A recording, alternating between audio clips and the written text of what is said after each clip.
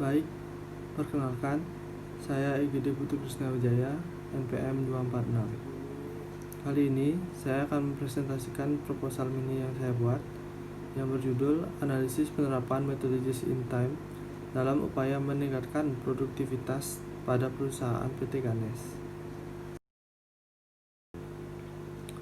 Yang pertama yang akan dibahas di sini adalah latar belakang masalah. Persaingan dalam dunia industri bisnis menyebabkan terciptanya lingkungan yang menuntut perusahaan untuk bisa beradaptasi dengan perubahan yang cepat, dinamik, dan rumit. Lingkungan tersebut menuntut agar perusahaan bisa berkembang akibat dorongan dari faktor eksternal. Hal yang membuat suatu perusahaan dapat berkembang adalah faktor lingkungan dari perusahaan itu sendiri, baik itu faktor internal maupun faktor eksternal. Lingkungan eksternal yang dimaksud di sini yaitu meliputi ekonomi, politik, teknologi, kebijakan pasar, sains, dan sosial budaya. Perkembangan teknologi yang pesat mempengaruhi daya saing perusahaan agar dapat menjadi lebih maju untuk merebut, menguasai pasar, mengungguli, bahkan hingga menjatuhkan perusahaan. Pada umumnya, tujuan perusahaan adalah untuk mencapai laba sebesar-besarnya dengan menyuguhkan produk yang bersaing di pasaran dan memiliki mutu yang berkualitas.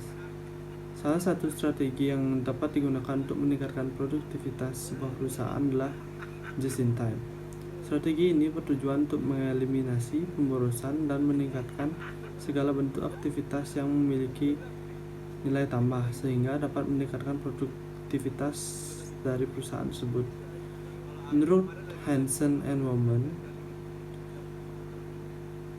just in time merupakan suatu usaha yang terus-menerus mencapai produktivitas perusahaan dengan menghapuskan kegiatan yang tidak memiliki nilai tambah. Menghapus kegiatan yang tidak memiliki nilai tambah ini merupakan tujuan dari just in time. Berdasarkan dari latar belakang masalah di atas, maka rumusan masalah yang dapat saya munculkan di sini adalah yang pertama, bagaimana penerapan metode just in time pada perusahaan PT Ganes. Yang kedua, apakah penerapan metode just in time dapat meningkatkan produktivitas pada PT Ganes? Selanjutnya ada alasan teori. Yang pertama, produktivitas. Produktivitas adalah kemampuan yang dimiliki seorang, sebuah sistem ataupun sebuah pabrik atau mesin untuk menghasilkan sesuatu yang diinginkan menggunakan sumber daya secara efektif dan efisien. Menurut Daryanto tahun 2012 halaman 41, produktivitas adalah sebuah konsep yang menggambarkan hubungan antara hasil atau jumlah barang dan atau jasa yang diproduksi dengan sumber atau jumlah tenaga kerja, modal, tanah, energi, dan sebagainya untuk menghasilkan hasil tersebut. Yang kedua ada just in time. Pada just in time ini saya membagi just in time menjadi beberapa poin-poin. Yang pertama, pengertian just in time. Just in time adalah sebuah filosofi manajemen yang berasal dari Jepang yang telah diaplikasikan secara nyata sejak awal tahun 1970-an pada perusahaan manufaktur di Jepang. Hal ini diungkapkan oleh Mulya tahun 2009 halaman 115. Secara garis besar, just in time ada dua macam, yaitu just in time purchasing dan just in time production.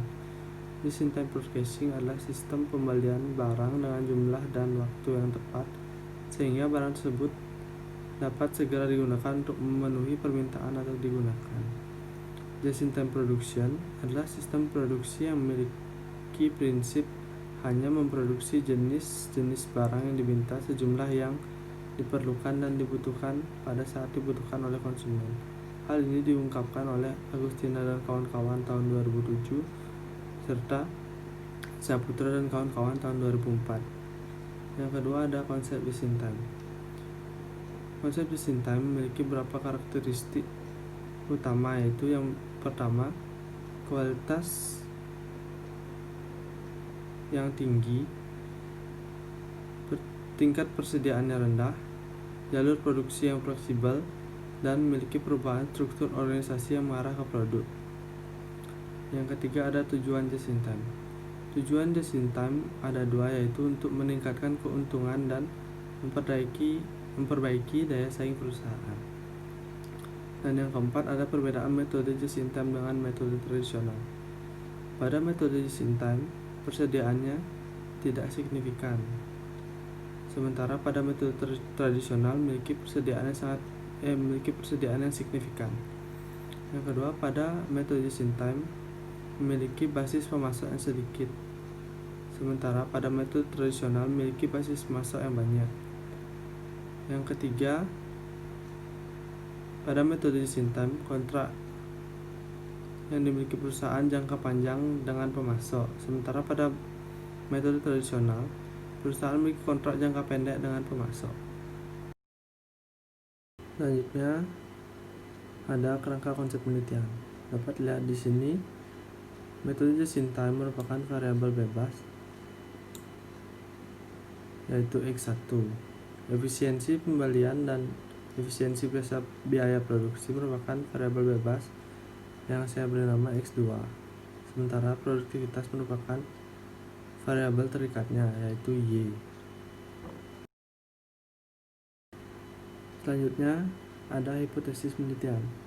Hipotesis penelitian yang dapat saya munculkan di sini yaitu hipotesis pertama, penerapan metode just in time yang diterapkan di PT Ganes memiliki pengaruh positif dan signifikan terhadap efisiensi dan efektivitas biaya pembelian dan biaya produksi.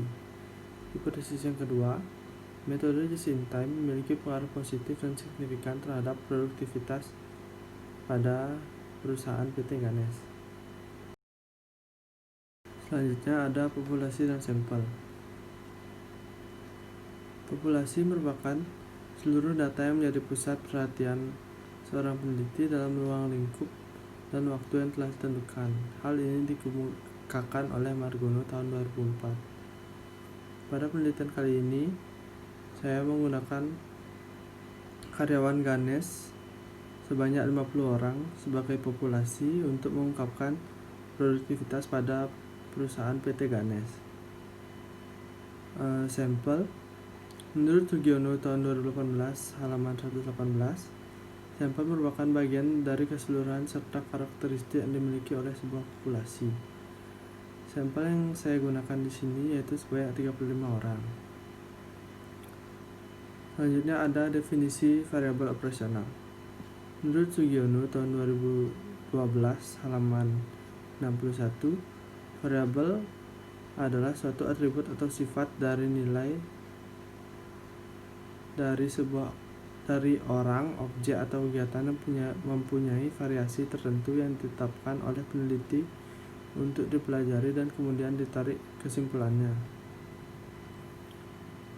Selanjutnya ada sumber data. Sumber data yang saya gunakan di sini adalah sumber data primer dan sumber data sekunder. Data primer merupakan data yang diperoleh melalui pengamatan atau observasi dan wawancara langsung dengan pihak yang bersangkutan dengan perusahaan PT Ganes. Data yang kedua, data sekunder, adalah data yang diperoleh melalui penulis dari dokumen-dokumen perusahaan dan buku-buku literatur yang memberikan informasi tentang struktur organisasi, sistem informasi, dan kinerja PT Ganes. Selanjutnya, teknik analisis data. Pada penelitian kali ini saya menggunakan teknik analisis data, yaitu teknik analisis kualitatif dengan metode interaktif, mengikuti konsep yang telah disampaikan oleh Miles and Huberman, yaitu struktur aktivitas yang meliputi reduksi data, display data, dan kesimpulan. Baik, sekian presentasi dari saya. Maaf bila masih banyak kekurangan yang ada di proposal mini ini. Maaf juga untuk apabila ada kesalahan kata atau perbuatan yang sengaja maupun tidak sengaja. Sekian, terima kasih.